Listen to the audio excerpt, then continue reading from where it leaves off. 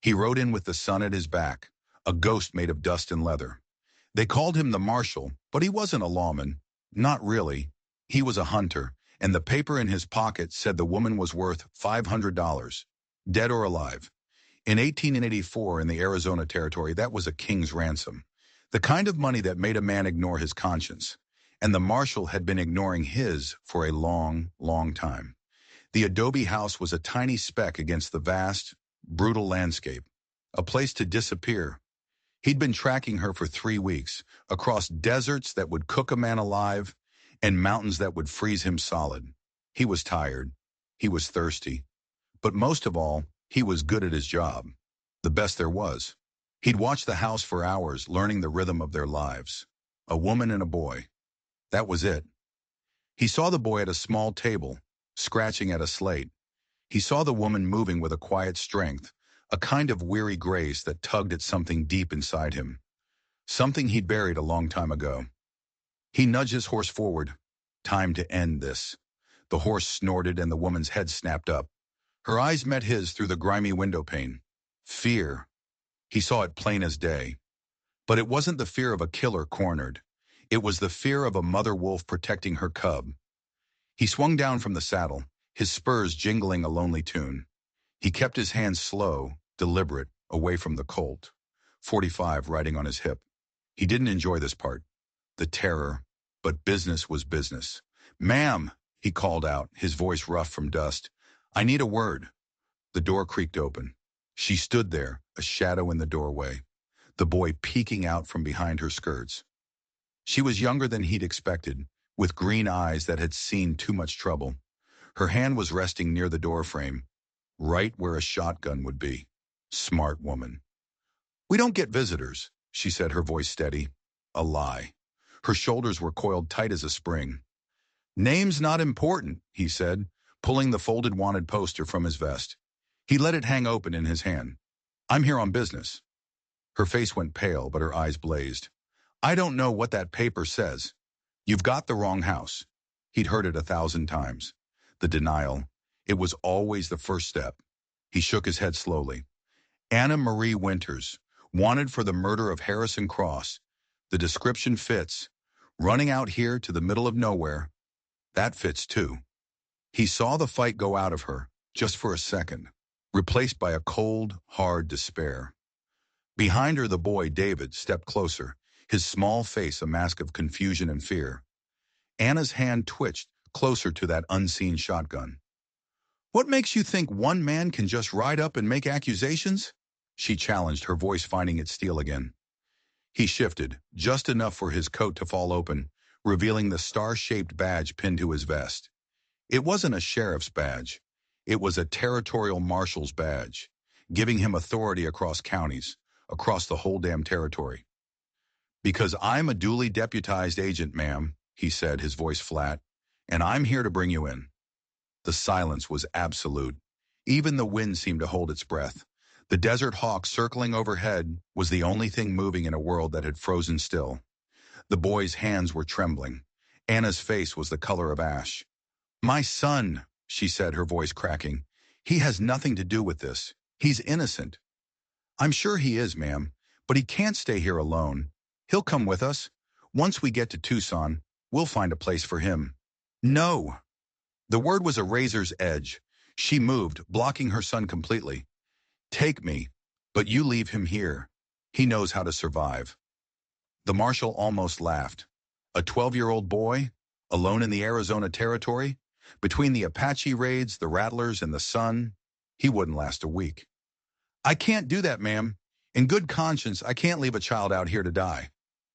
That's when her composure finally shattered. Tears welled in her green eyes, spilling down her cheeks. "Please," she whispered, the word broken. "I'm begging you. Take my son instead of me.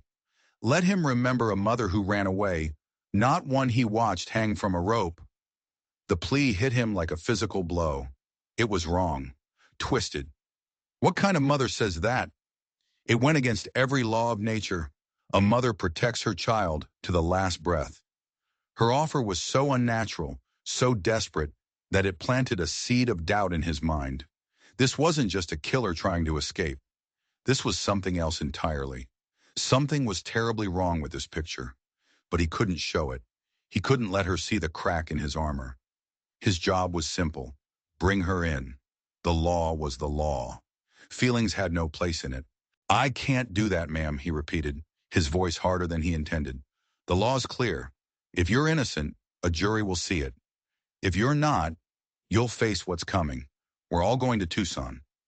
She closed her eyes and a single tear traced a path through the dust on her cheek. When she opened them, the desperation was gone, replaced by a terrifying resignation. It was the look of an animal caught in a trap, ready to chew its own leg off to get free. Give us a minute, she said, her voice hollow, to pack. Of course, he nodded. But understand me. Any tricks, any gunplay, it won't end well. I don't want to hurt you or your boy, but I will do my job. She turned to her son. David, go pack a bag, just what you need. The boy looked from his mother's shattered face to the marshal's hard one. Mama, what's happening? Just do as I say, son. Now. As David vanished into the back room, Anna stepped fully into the doorway. The shotgun was there, leaning against the wall, just as he'd suspected. But she made no move for it. Her fight was over. Can I ask you something? She asked quietly. Go on. Do you have children? The question ambushed him. It kicked loose stones from a wall he'd built inside himself, a wall that kept his past buried. He saw a flash of another face, another time. He pushed it down, hard. No, ma'am, he said. I don't. Then you can't possibly understand, she whispered. You don't know who Harrison Cross was. You don't know what you're doing. Oh, but he did know. Harrison Cross was a name that carried weight, a titan of the territory, a rancher, a businessman, a man with judges and senators in his pocket, a pillar of the community, they called him. His murder had sent shockwaves from Phoenix to the border. But the marshal had been a hunter for a long time, and he knew that men who cast long shadows often had the darkest secrets. He'd heard whispers about Cross, rumors of brutality, of greed, of a cruelty that was hidden behind a veneer of charity and power. I know who he was, the marshal said. A bitter, broken laugh escaped her lips. Then you know I don't stand a chance. A jury in Tucson? They'll listen to his money, not my story. David reappeared, a small canvas bag in his hand.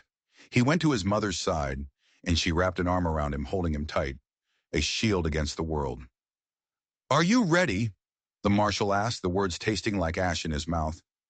Anna looked at him, one last desperate plea in her eyes. Please, don't make my son watch this.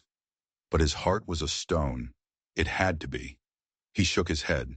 They rode out an hour later, a grim trio against the setting sun. The woman, her hands bound in front of her.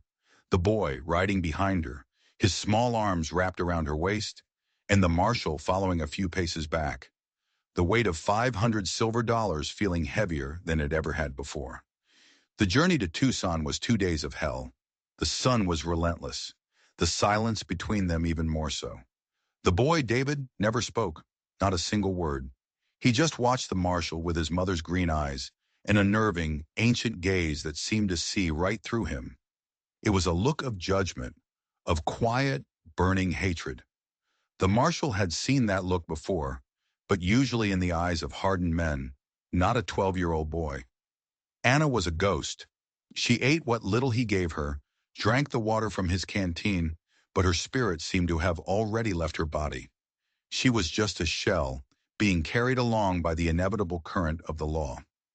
On the second night, as they made a cold camp under a sky littered with stars, something strange happened. The marshal was checking the horses when he heard the boy's voice for the first time, a hushed whisper to his mother. He has the brand, David said. The marshal froze. The brand? What brand? He strained to hear her reply. Hush, David, Anna whispered back, her voice laced with fear. Don't say another word. Not now. Not ever. Do you understand me? The boy said nothing.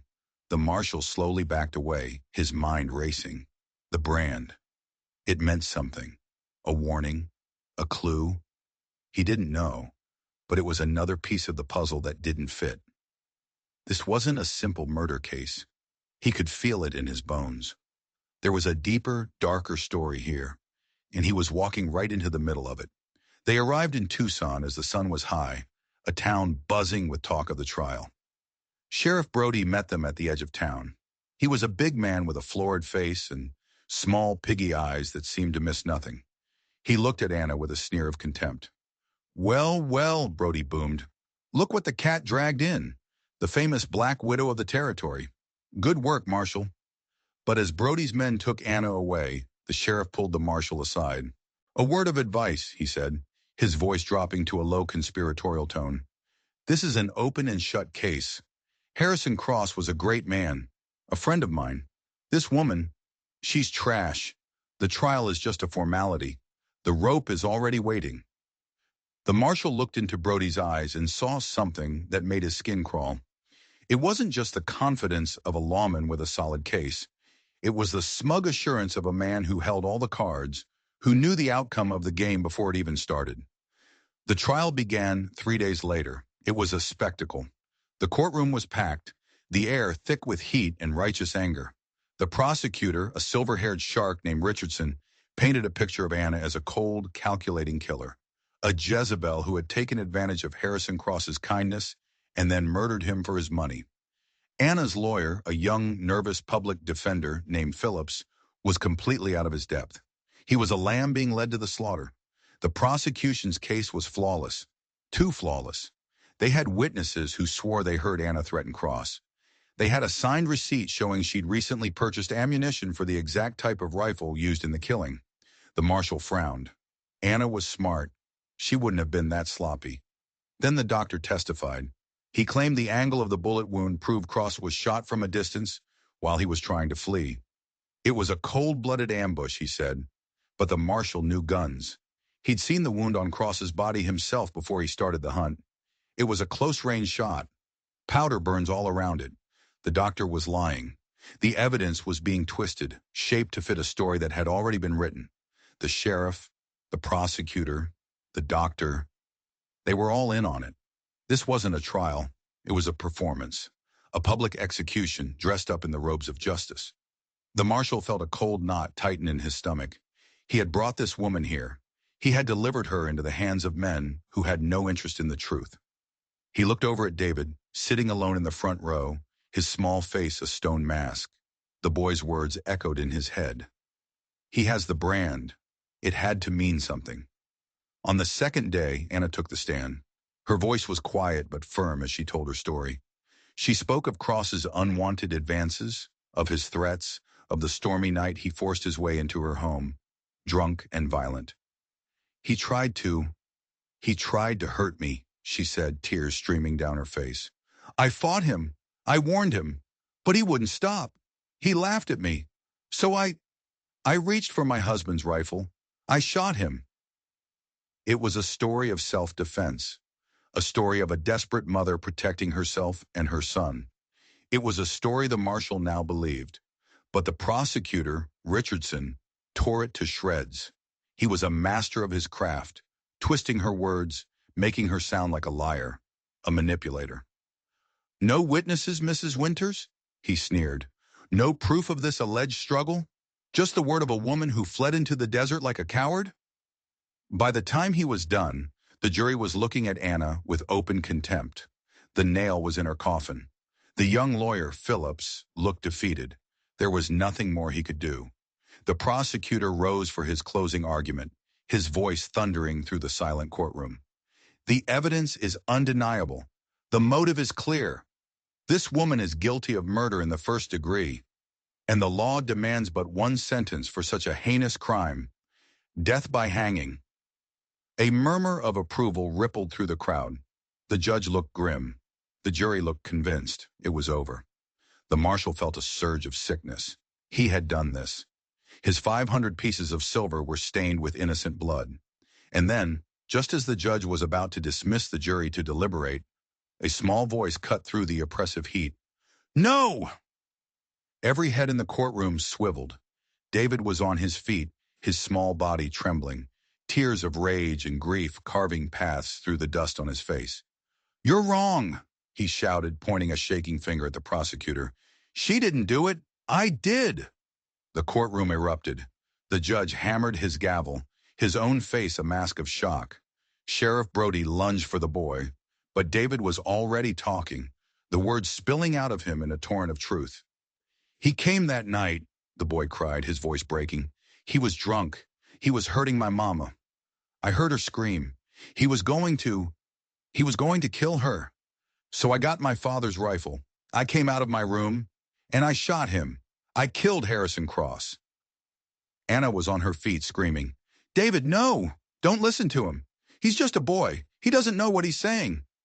But it was too late. The confession hung in the air, undeniable and devastating. The marshal stared, his blood turning to ice. The boy had just signed his own death warrant. Under territorial law, a 12-year-old could be tried as an adult. He could be hanged. The prosecutor, Richardson, was smiling, a sick, triumphant smile. This was even better than he could have hoped. Now he had two victims for the price of one. He could close the case, satisfy the public's thirst for blood, and bury the truth forever. Amid the chaos, as the bailiffs restrained a sobbing Anna, David turned. His tear-filled eyes found the marshals in the back of the room. He looked directly at the man who had brought this doom upon his house, and he said 5 words that shattered the marshal's world into a million pieces. Ask him about my father. My father, not Harrison Cross. My father. The words didn't make sense. Harrison Cross was dead on the floor. Who was he talking about? The marshal's mind reeled. The boy's confession, his mother's strange plea to take him instead of her, the warning about the brand. It was all connected. A dark, tangled web, and he was caught in the center. The judge called a recess. The courtroom cleared out, leaving the marshal alone with the echoes of the boy's confession. He had to know. He had to understand. He found the young lawyer, Phillips, in the hallway, looking pale and shaken. What did he mean? The marshal demanded. What did the boy mean? Ask him about my father. Phillips shook his head. I don't know. He's never mentioned another man. His father, Daniel Winters, died of fever 3 years ago. It was a dead end, but the marshal couldn't let it go. There was one other person who might have answers. He went to the jail. Sheriff Brody was there, looking smug. Can't see the prisoners, Brody grunted. Judge's orders. I'm not here to see them, the marshal said, his voice low and dangerous. I'm here to see you. The boy's confession, it changes things. Brody laughed.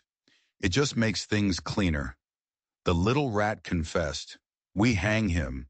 We hang the mother for covering it up. Justice is served. Harrison Cross gets his piece. The doctor lied, the marshal said, his eyes boring into Brody's. I saw the body. It was a close-range shot. There were powder burns. His testimony about an ambush was a lie. Brody's smile vanished. You watch your mouth, Marshal. Are you accusing a respected doctor of perjury? I'm stating a fact, the marshal pressed. And that ammunition receipt? Anna's smart. Too smart to buy bullets and then kill a man the next day. It's sloppy. It feels planted. You're seeing ghosts, Brody sneered, turning away. The case is closed. What about the brand? The marshal asked, playing his last card. Brody froze, his back still to the marshal. For a moment, he didn't move. Then he turned, his face a mask of cold fury.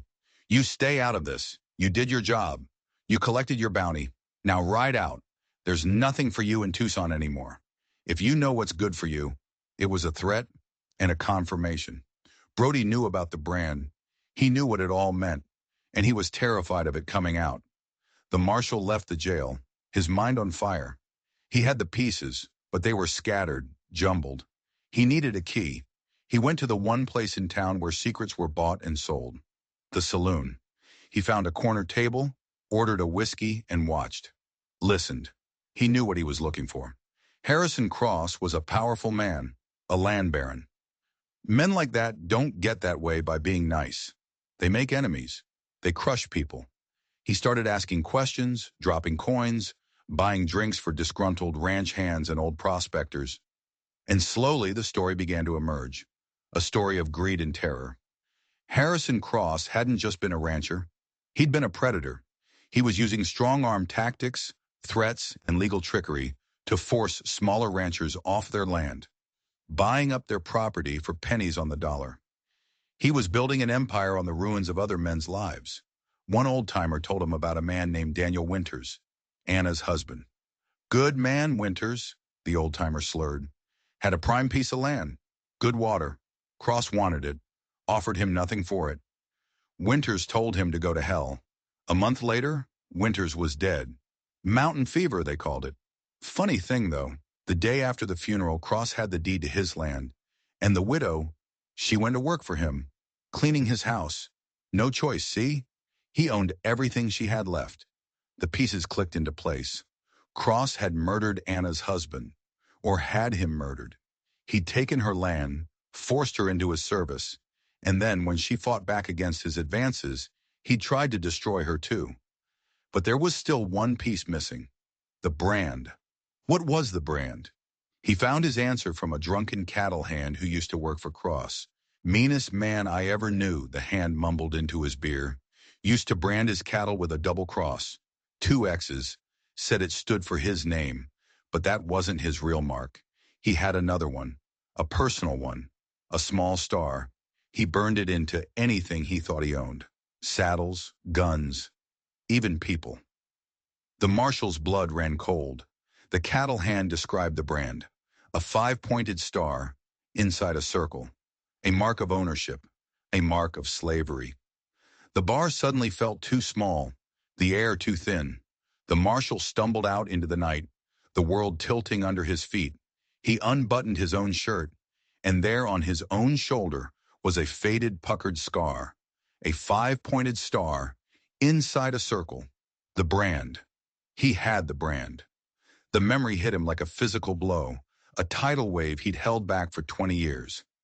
He wasn't a marshal. His name wasn't his own. He was a boy, no older than David, cowering in a root cellar. He was listening to the sounds of his father's drunken rage, the sound of his mother's weeping. His father, a monster, a brute who beat his wife and terrorized his son. A man who had burned his mark into his own child's flesh as a reminder of who he belonged to. The night it all ended. The night his mother finally fought back. The night the boy fled into the darkness, leaving everything behind, changing his name, bearing his past, becoming someone else, someone hard, someone who hunted people for a living. He had run for 20 years, but his past had finally caught up to him. Harrison Cross wasn't just a random name on a wanted poster. Cross Harrison, that was his father's name. The man Anna and David had killed was his own father. The monster he'd escaped from all those years ago. And Anna? Anna was the woman his father had taken up with after his mother had left. The woman who had given his father another son. David wasn't just some boy. He was his brother, his half-brother. The marshal stood in the dusty street of Tucson, under a cold, uncaring moon, and the entire universe rearranged itself around him. He hadn't been hunting a stranger. He hadn't been serving justice. He had been unwittingly hunting his own family. He had dragged his brother and his stepmother back to be hanged for killing the man who had destroyed both their lives. He was the instrument of his own family's destruction. The bounty in his pocket wasn't just silver. It was 30 pieces of it, the price of betrayal. He looked up at the courthouse, a dark silhouette against the starry sky. Inside that building, his family was waiting for the gallows, a gallows he had built for them. The shock gave way to a cold, clear rage, a rage he hadn't felt in 20 years. He was no longer a bounty hunter. He was no longer the marshal. He was a son and a brother, and he was going to burn this whole corrupt town to the ground to save them. He knew what he had to do. Proving Anna's story or David's confession wouldn't be enough. Richardson and Brody had the jury in their pocket. The whole system was rigged. He couldn't fight them with the law. The law was their weapon, so he would use his. He went to the livery stable, not for his horse but for the saddlebags. Inside, beneath his spare clothes, was his real trade. Not the colt on his hip, but the tools of a safecracker, a skill he'd picked up in a life he tried to forget. Harrison Cross was a meticulous man, a greedy man. He wouldn't have trusted banks. He would have kept his secrets close, records, ledgers, proof of his crimes. And a man like that would have a safe in his office, an office that was now part of his estate, under the lock and key of Sheriff Brody. He moved through the night like a wraith. The sheriff's office was dark, a single lamp burning on the desk. Brody was gone, likely celebrating his victory at the saloon. The back window was an easy mark. He slipped inside, silent as a cat. The door to Cross's old office was locked. He made short work of it. The office was opulent. Rich leather, dark mahogany. The portrait of Harrison Cross, his father, stared down at him from over the fireplace. The marshal met the painted eyes with a look of pure hatred. Behind the portrait, just as he'd expected, was a wall safe. It was an old model, but a good one. He went to work, his fingers nimble, his ears straining for the telltale click of the tumblers. The sweat beaded on his forehead. Time was running out. The execution was set for dawn. Click, click, thump. The safe door swung open. Inside were stacks of cash, deeds to land, and a large leather-bound ledger. He opened it. His hands were shaking. It was all there. A meticulous record of every life his father had destroyed. Every land grab, every threat, every bribe paid to men like Sheriff Brody and Prosecutor Richardson. He saw Daniel Winter's name with a date next to it. The date he died of mountain fever. And beside it, a payment recorded to a man known only as the Doctor. It was the proof. The smoking gun that would expose the entire conspiracy. But then he saw something else. A list of names at the back of the book. Under the heading Assets, he saw his own mother's name, and beneath it, his own birth name, a name he hadn't heard or spoken in 2 decades, and next to it, a chillingly simple notation: property, defective, disposed of. He had been cast aside like a broken tool. That's all he had ever been to the man who gave him life. He took the ledger. It was everything, his family's salvation and his own damnation. As he turned to leave, he heard footsteps in the outer office. Heavy, deliberate footsteps. Sheriff Brody. The marshal flattened himself against the wall as the door creaked open. Brody walked in, holding a lantern. He went straight to the fireplace, a bottle of whiskey in his hand. He was going to celebrate in his dead master's chair. He saw the open safe. For a moment, he just stared. Then his face contorted with rage and panic. "Who's there?" he bellowed, his hand flying to his gun. The marshal didn't hesitate. He stepped out of the shadows, the ledger in one hand, his Colt in the other. The Colt was leveled directly at Brody's chest. "Looking for this, Sheriff?" the marshal said, his voice a low growl. Brody's eyes widened, first in shock, then in a kind of greasy cunning. "Marshal, you're making a big mistake, a very big mistake." "My only mistake was trusting the law in this town," the marshal spat. "Your gravy train is over, Brody. It's all in here. Every crime, every murder." "That book ain't ever leaving this room," Brody snarled, and he drew his gun. But the marshal was faster. He'd lived his life by the speed of his draw. His Colt barked once in the confined space. Brody staggered back, a look of stunned surprise on his face, a dark hole appearing in his chest. He collapsed to the floor, the whiskey bottle shattering beside him. The gunshot echoed through the silent town. Doors would be opening, people would be shouting. He had moments. He ran. Not away from town, but towards the courthouse, towards the judge's chambers. He had to end this. Now! He kicked open the door to Judge Morrison's home. The old man was in his robe, startled from his sleep. The marshal threw the ledger down on his desk. "What is the meaning of this?" the judge demanded. "The meaning, Your Honor, is that you're about to hang an innocent woman and child," the marshal said, breathing heavily. "You've been a pawn in Harrison Cross's game since you got to this territory. It's all in there. Land fraud, extortion, murder, all paid for by Cross and executed by men like Brody and Richardson." The judge opened the ledger, his face growing paler with every page he turned. He saw the names. He saw the numbers. He saw the truth. But just as the dawn of realization broke on the judge's face, the door burst open again. Prosecutor Richardson stood there, flanked by 2 of Brody's deputies. His face was a mask of cold fury. "He's a murderer!" Richardson shouted, pointing at the marshal. "He just killed Sheriff Brody. Arrest him! The deputies raised their rifles. It was a standoff. The judge, the killer, and the conspirators, all in one room, with the truth lying open on the desk between them. It's over, Richardson, the marshal said, his gun steady. The judge knows. It's all in the book.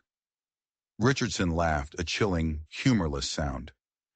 That book is a fairy tale, and you're a killer. Judge, are you going to believe this? This bounty hunter? Or a respected officer of your court? Brody's death proves his guilt. He's trying to save his lover. The judge looked from the ledger to the marshal, then to Richardson. He was an old man, a man of the law. But the law had been corrupted, twisted into a weapon. He was trapped. I must uphold the law, the judge stammered. You are under arrest for the murder of Sheriff Brody. The marshal saw it then. The system would protect itself. Richardson would bury the ledger, discredit him as a desperate killer. Anna and David would still hang. He had failed, unless he broke the whole system himself. No, the marshal said, a strange calm settling over him. He took a step back, raising his hand slowly. You're right, you have to arrest me. He looked at Judge Morrison. But you have to read that book, Judge. You owe the truth that much. He let the deputies take his gun. He let them bind his hands. He'd made his choice. He couldn't save himself. But maybe, just maybe, he could still save them. They dragged him to the jail, to the very cell that should have held Anna. As the sun began to rise, he could hear the sound of the crowd gathering in the town square. He could hear the hammering as the gallows were given a final check. They were going to hang them. They were going to hang his family. He sat on the cot, the weight of his failure crushing him. He'd had the truth in his hands, and it wasn't enough. The corrupt machine of Harrison Cross's legacy was too powerful. The cell door creaked open. It was Judge Morrison. His face was gray, his eyes haunted. He held the ledger in his hands. I read it, the judge said, his voice barely a whisper. All of it. God forgive me, I read it all. Then stop it, the marshal pleaded. Stop the execution. I can't, the judge said, his voice breaking. Richardson has the territorial governor on his side. They say the ledger is a forgery. They say you killed Brody to silence him. If I stop this, they'll have my robes. They'll appoint a new judge, and the sentence will be carried out anyway. The machine, it's too big. Despair washed over the marshal. He had lost. But, the judge continued, looking the marshal directly in the eye, the law has many corridors. The boy confessed. He is sentenced to hang. The mother is sentenced as an accessory. The law says the sentences must be carried out. He paused, and a flicker of something, a spark of defiance, appeared in his old eyes. But the law is also particular. It does not state that the execution of a 12-year-old boy must be a public spectacle. It does not state that the gallows must be structurally sound. The judge slid a small, heavy object across the floor of the cell. A key. The key to the evidence locker. The execution is at sunup, the judge said, his voice firming. The gallows are in the main square, but the rifles taken from the prisoners, they are in the evidence locker at the back of the courthouse. The back door is poorly maintained. It's a tragedy waiting to happen. The judge stood up and walked away without another word. The marshal stared at the key. It wasn't a pardon. It wasn't a stay of execution. It was a chance. A mad, desperate, suicidal chance. He waited. He listened to the town bell toll the hour. He heard the guards march his brother and stepmother from their cells, their footsteps echoing on the stone floor. He heard the murmur of the crowd grow louder. Then he moved. The lock on his cell was old. The key he had wasn't for this door, but he knew how to make do. A few minutes of tense, sweaty work, and the lock clicked open. He was out. He moved through the courthouse like a ghost, his bare feet making no sound. The evidence locker, the back door, just as the judge had said. He found Anna's rifle. He found ammunition. He stepped out into the dawn. The square was packed. He could see the gallows, a stark black frame against the rising sun. He could see Richardson on the platform, reading the sentence. He could see two small hooded figures, Anna and David, his family. He raised the rifle to his shoulder. He wasn't a marshal. He wasn't a bounty hunter. He was vengeance. He took a breath, let it out slow, and aimed for the rope, not the noose. The thick, taut rope holding the trapdoor shut. He fired. The shot cracked through the morning air. The rope snapped. The trapdoor didn't fall. It was rigged. Richardson had made sure of it. Panic erupted in the square. People screamed, scattered. Richardson shouted orders. The deputies on the platform raised their rifles, searching for the source of the shot. The marshal fired again. This time he didn't miss. One of the deputies on the gallows crumpled. The other swung his rifle toward the marshal's position. The marshal fired a third time. The second deputy fell. It was just Richardson and the executioner up there now, with his family. The marshal broke cover, running, firing, a wild, desperate charge. He was a dead man. He knew it. But he would take them all with him. He would not let his brother die. He reached the gallows, vaulting onto the platform. The executioner swung a club at him. The marshal ducked, brought the rifle butt up, and laid the man out cold. Now it was just him and Richardson. The prosecutor's face was white with terror and hate. He drew a small derringer from his coat. "You've lost!" the marshal roared, leveling the rifle at his chest. "Never!" Richardson hissed and fired. Pain exploded in the marshal's shoulder. He staggered back, but his finger was already squeezing the trigger. The rifle bucked against his good shoulder. Richardson was thrown backward, a look of final, absolute shock on his face, before he toppled off the platform and into the dirt below. The marshal stumbled toward the two hooded figures. He tore the hoods off. Anna and David stared at him, their faces pale, their eyes wide with disbelief. He used his knife to saw through their bonds. "Go!" he gasped, the pain in his shoulder threatening to pull him into darkness. "Get out of here now!" But as Anna helped him to his feet, a voice cut through the chaos. "It is done!" Judge Morrison stood at the edge of the square, the ledger held high above his head. "The corruption is over. The reign of Harrison Cross is over. These people are innocent." The townspeople, who had been cowering, slowly emerged. They saw the bodies of the corrupt lawmen. They saw the family, free. They saw the judge holding the proof. And a new sound filled the square. Not screams of fear, but a roar of approval. The marshal had done it. He had won. But he was bleeding. Badly. He collapsed to his knees, the rifle clattering on the wooden planks. Anna and David rushed to his side. He looked up at his brother, his vision blurring. "I'm sorry," he whispered. "I'm so sorry." David just looked at him, the hatred gone from his eyes, replaced with something else. Understanding. Forgiveness. "I know," he said. "Brother." 10 years later, the sun set over a small, prosperous ranch. Chickens pecked in the yard. A field of healthy crops swayed in the evening breeze. Anna, her hair now streaked with gray but her green eyes bright, sat on the porch. David, now a tall, strong young man, came and sat beside her. They had been cleared of all charges. Judge Morrison had seen to it. The ledger had exposed a web of corruption that went all the way to the territorial capital. The town of Tucson had been purged. Anna had gotten her husband's land back, and then some. They had made a good life, but they never saw him again. The marshal, the man who was their son and brother, had disappeared that day. He'd slipped away before the federal marshals arrived, a wanted man for the deaths of Brody and the others, a hero to the people, but a fugitive from the law he no longer believed in. Sometimes, though, they would find things. A bag of coins left on the doorstep, a new piece of farm equipment in the barn with no note, a letter with no return address, simply asking if they were well. They knew he was out there, watching over them, a guardian ghost in the vast wild territory. He had lost his name, his life, his future. But in doing so, he had reclaimed the one thing he thought he'd lost forever, his family. He had served a justice that couldn't be found in a courtroom, a redemption that couldn't be bought with 500 pieces of silver. It was a justice written in blood and sacrifice, and it was, in the end, the only kind that truly mattered. If you were moved by this story of justice and redemption, hit that subscribe button for more tales from the Untamed West, and let me know in the comments below. Do you think the marshal was a hero or just another killer? We'd love to hear what you think. Thanks for watching.